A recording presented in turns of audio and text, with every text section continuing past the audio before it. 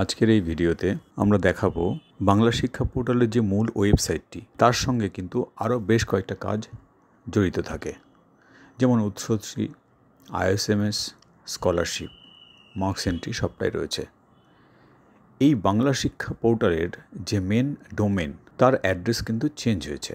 আমরা অনেকেই দেখেছি যে এই পোর্টাল কিন্তু খুলছে না এখন।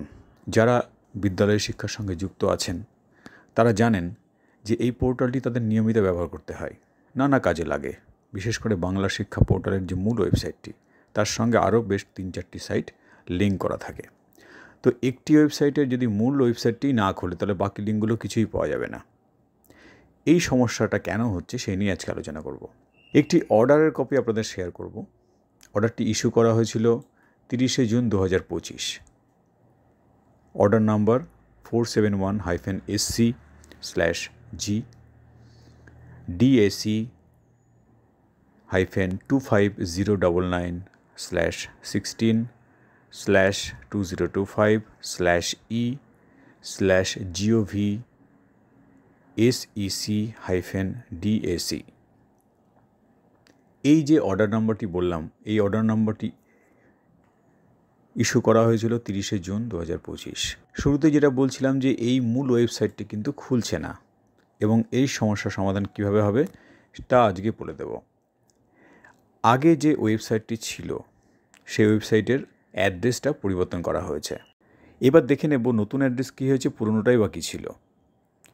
বাংলা শিক্ষার যে মূল ওয়েবসাইটটি সেখানে http:/, এটা প্রত্যেকটা ওয়েবসাইটের একটা কমন, তাই এটা বলছি না, মূল ওয়েব অ্যাড্রেসটা বলছি।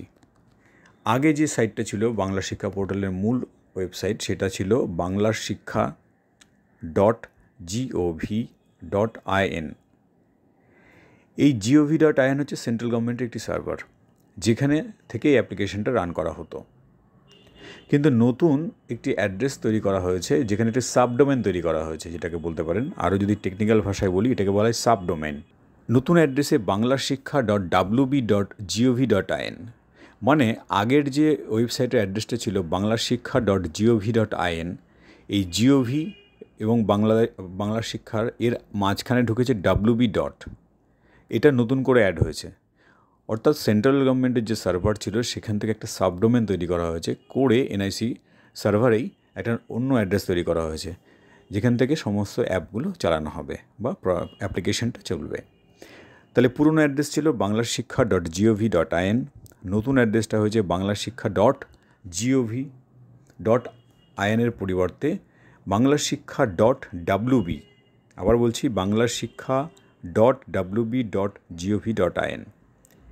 এবার আসি উৎসশ্রী পোর্টালে। যারা ট্রান্সফারের জন্য অ্যাপ্লিকেশন করতে চান তারাও কিন্তু এই অ্যাপ্লিকেশনটা ইউজ করতে পারছেন না, কারণ হচ্ছে এই সার্ভার অ্যাড্রেসের চেঞ্জের জন্য। পুরনো যে অ্যাড্রেসটি ছিল banglasikha.gov.in/উৎসশ্রী, আমি আগেই বলেছিলাম যে একটা ওয়েবসাইটের সঙ্গে নানা ওয়েবসাইটগুলো লিঙ্ক করা আছে। তো পুরনো যে অ্যাড্রেসটা ছিল সেখানে বলা হয়েছিল যে banglasikha.gov.in/উৎসশ্রী, এটা ছিল পুরনো অ্যাড্রেস। নতুন যে অ্যাড্রেসটি হয়েছে banglasikha.wb.gov.in/উৎসশ্রী। প্রত্যেকটা ক্ষেত্রেই দেখা যাবে যে বাংলা শিক্ষা আর .gov-র মাঝখানে WB ঢুকেছে। একই রকমভাবে আইএসএমএস যে লিঙ্কটা দেওয়া হতো সেখানে ওএসএমএসের যে লিঙ্কটার মূল ছিল osms.wacd.gov.in। নতুন যে লিঙ্কটা দেওয়া হয়েছে সেখানে অ্যাড্রেস মেনশন করা হয়েছে banglasikha.wb.gov.in/iosms। এটা আরেকবার বলছি, আইএসএমএসের যে লিঙ্কটা দেওয়া হতো আগে সেখানে পরিবর্তন হয়েছে। পুরনোটা ছিল যে লিঙ্কটা আইএসওএমএসের পরিবর্তে লেখা হতো osms.wbacd.gov.in। নতুন যে অ্যাড্রেস রয়েছে সেটি হলো banglasikha.wb.gov.in/iosms। আরেকটা জায়গায় পরিবর্তন করা হয়েছে, তা হলো স্টুডেন্ট স্কলারশিপের জন্য। স্টুডেন্ট স্কলারশিপের যে আগের সাইটটা ছিল সেখানে যে অ্যাড্রেসটা ছিল সেখানে মেনশন করা হয়েছিল scholarships.wbacd.gov.in। আবারও বলছি, পুরনো ওয়েবসাইটটি আরেকবার বলছি, scholarships.wbacd.gov.in।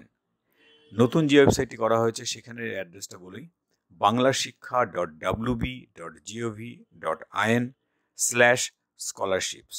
নতুন অ্যাড্রেসটি আরেকবার বলছি, banglasikha.wb.gov.in/scholarships। এই যে 4টি ওয়েবসাইট বললাম, আরও একবার আপনাদের বলে দিই, বাংলা শিক্ষার যে মূল ওয়েবসাইটটি নতুন অ্যাড্রেসটা হয়েছে banglasikha.wb.gov.in। উৎসশ্রী পোর্টালের নতুন অ্যাড্রেস হয়েছে banglasikha.wb.gov.in/উৎসশ্রী। iOSMS এর যে নতুন অ্যাড্রেস সেটি হলো banglasikha.wb.gov.in/iOSMS। এবং স্কলারশিপের যে পোর্টাল ছিল সেখানে নতুন অ্যাড্রেস যেটা রয়েছে এখন banglasikha.wb.gov.in/scholarship। আশা করি এই নতুন ওয়েবসাইটটিতে আপনারা আরও বেশি ভালোভাবে কাজ করতে পারবেন এবং অনেক সুবিধাজনকভাবে বেশ কিছু ফ্যাসিলিটি অ্যাডও করা হয়েছে এর সঙ্গে। আরও জানতে চ্যানেলটিকে ফলো করুন, সাবস্ক্রাইব করুন। ধন্যবাদ।